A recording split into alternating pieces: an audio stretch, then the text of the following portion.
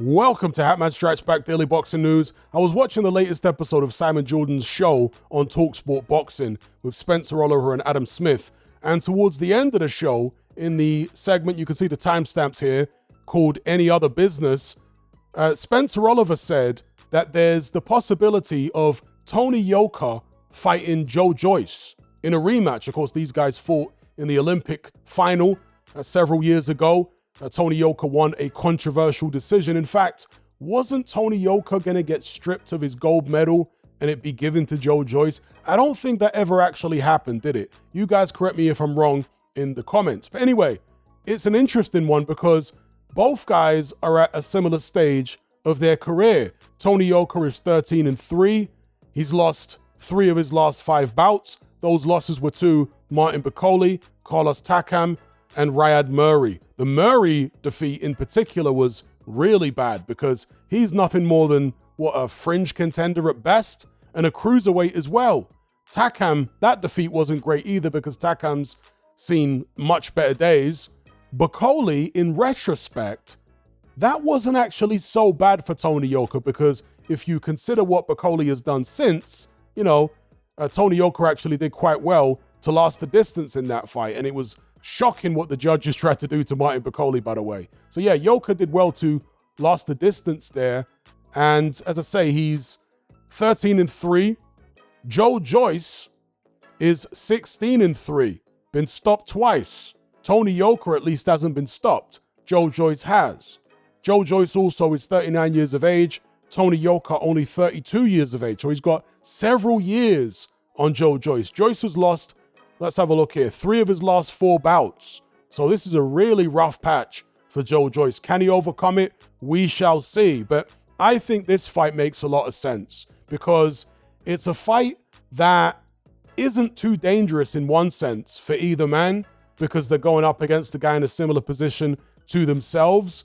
But because it's a rematch of that controversial Olympic final, it should actually sell quite well. And here's the interesting thing. I had actually heard this previously, but Spencer Oliver brought it up again.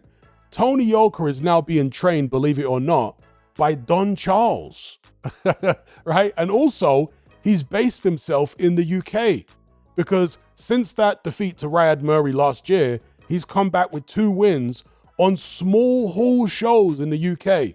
So he fought a guy here called Amni Boek. God, I'm struggling to pronounce that name. Buketa, I think it is.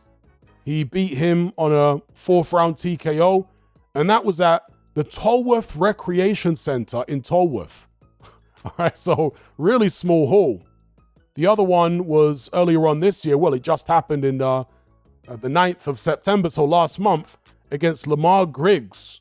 He won that in the 2nd round by TKO, and that was at the MECA or Mecca Regent Circus in Swindon.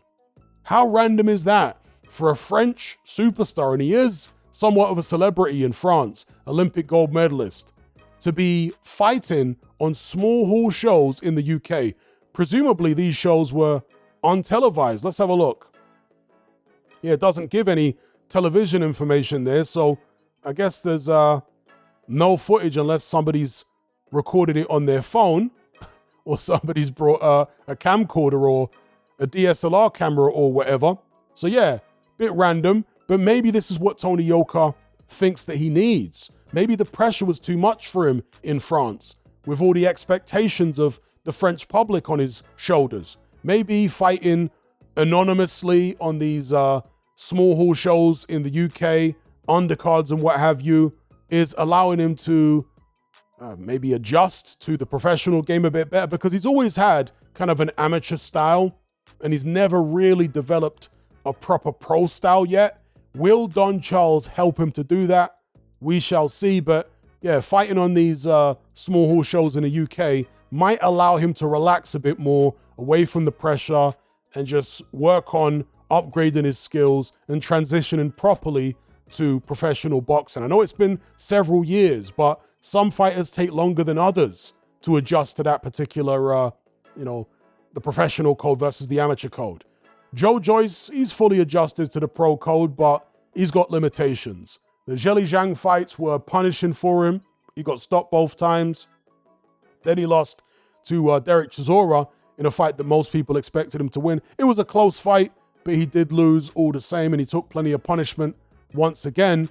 So, yeah, I think this one could be an interesting matchup if it does indeed get made. I hope it does, because they can settle the score once and for all, should I say, and it might be entertaining because it's an interesting clash of styles. Their fight in the Olympics was pretty entertaining. Joyce coming forward, Tony Yoka, hands up, sticking the jab, moving around, boxing.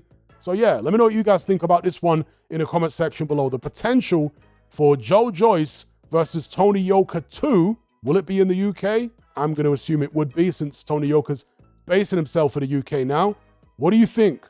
Who do you reckon would win? Who would your money be on? Let me know in the comment section below. And if you've got any more information about this fight, then also leave that in the comment section below. Don't forget to like this video, share it, subscribe if you haven't done so already, and I'll catch you guys on the next one. I'm out.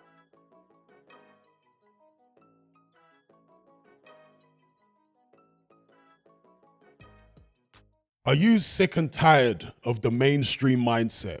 Does the dogmatic conformity and pathological ignorance have you tearing your hair out in frustration? Then don't be alone. Come and join our brotherhood on Patreon. We stand as a beacon of reason against an army of insanity. You'll gain access to my weekly topical podcast, where we take more deep dives than Jacques Cousteau on an endless variety of subjects. There's also videos, interviews, live Q&As, as well as a vast back catalogue of previous episodes, including my popular Confessions of a Nightclub Bouncer series. You can listen via the Patreon app or download in high-quality MP3. Connect with myself and hundreds of other members in our Element chat group. There's no contract, no commitment, you can cancel at any time, and it's cheaper than a Mickey D's McMuffin. Just head to my Patreon page via the link below this video and select the tier called the Brotherhood of Reason. I'll see you over there.